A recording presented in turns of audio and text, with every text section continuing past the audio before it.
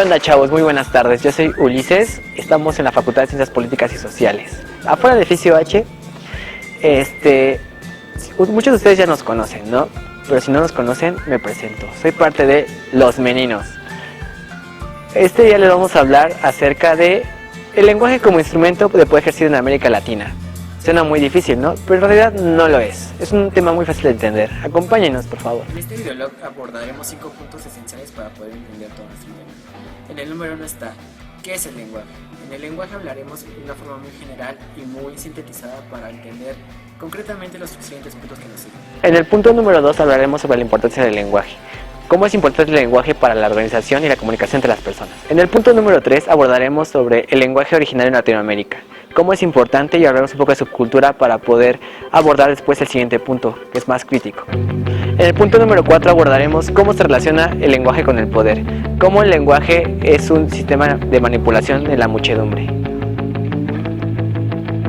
Y por último abordaremos el punto número 5, el cual trata sobre el lenguaje universal. Abordaremos este tema para saber por qué el inglés se volvió un idioma necesario en todo el mundo.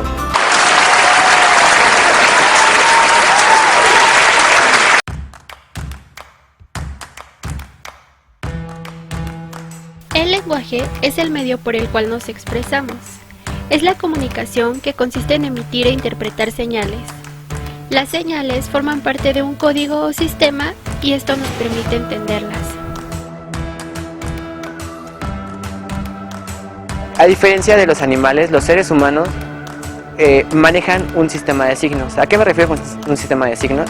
A que, por ejemplo, los seres humanos desarrollaron la capacidad de escribir.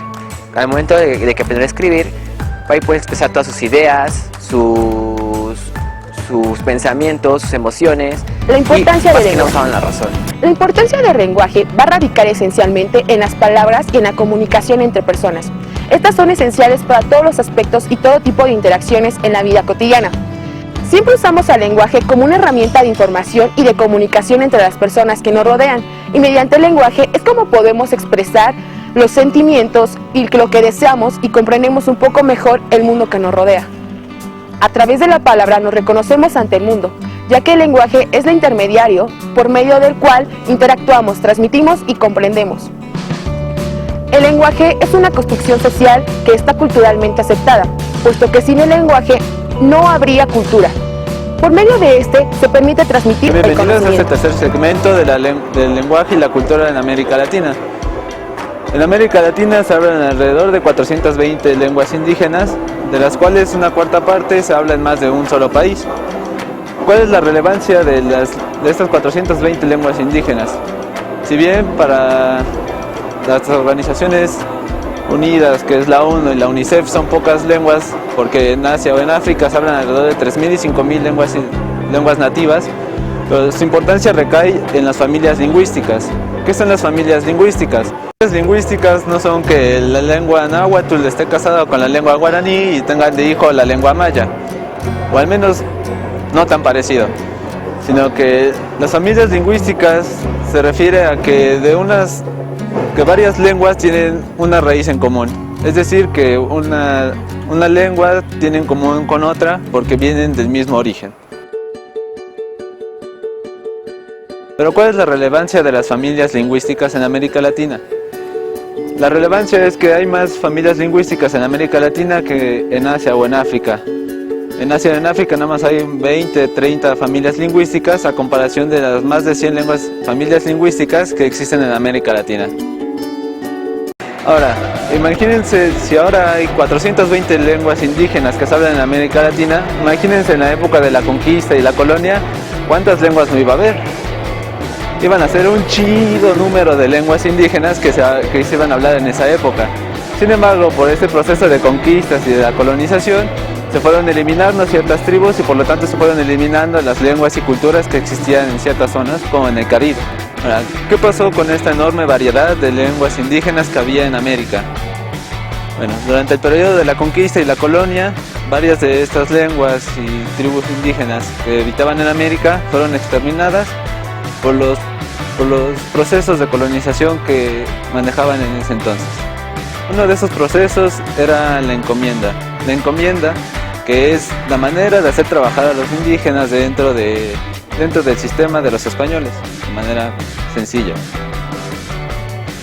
En las encomiendas también se llevaba a cabo el proceso de adoctrinamiento, en donde se les enseñaba a los indígenas la visión de los españoles que tenían del mundo y de su espíritu. ¿Qué era la importancia de la cultura indígena que se perdió en este proceso de conquista y colonia? ¿Sí? La importancia es la cosmovisión que los pueblos indígenas en su mayoría tenían. Una cosmovisión de comunidad donde todos eran iguales. No existía una cierta jerarquización o una sobreposición, por ejemplo, del hombre sobre la mujer, sino que todos tenían una importancia dentro de la misma comunidad.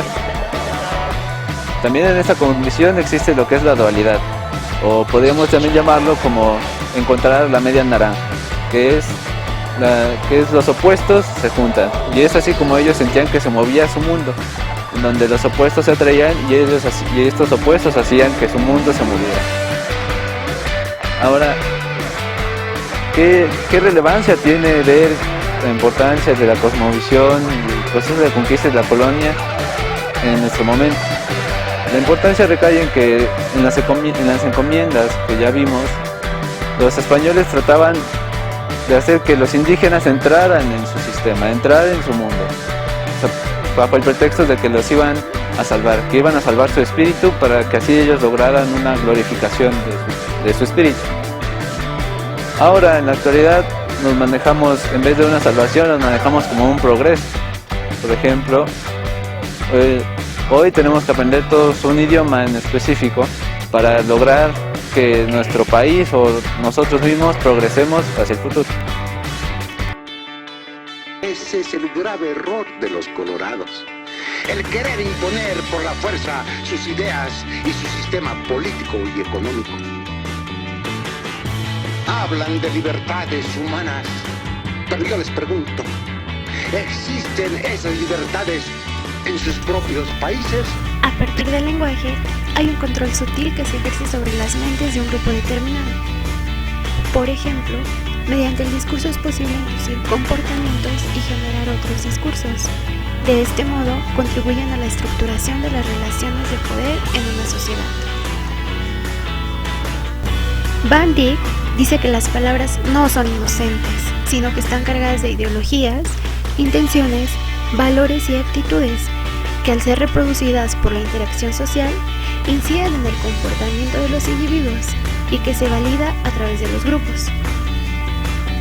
José Enrique Rodó fue un venezolano pionero en hablar sobre temas de América Latina y en proponer que debía de existir una unidad entre el pueblo latinoamericano debido a que existía una amenaza de la occidentalización, primero por Europa y a partir del siglo XX por Estados Unidos, lo que conllevaba a una pérdida de valores y de identidad de estos pueblos, por lo que escribió un libro llamado Ariel en 1900.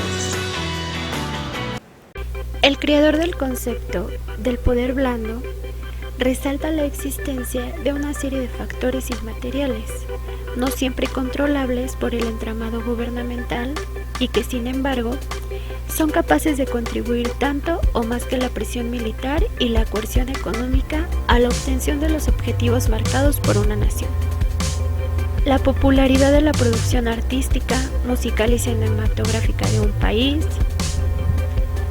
su prestigio científico y educativo, su atractivo turístico, su capacidad para explotar modas y tendencias, la calidad de vida, su gastronomía,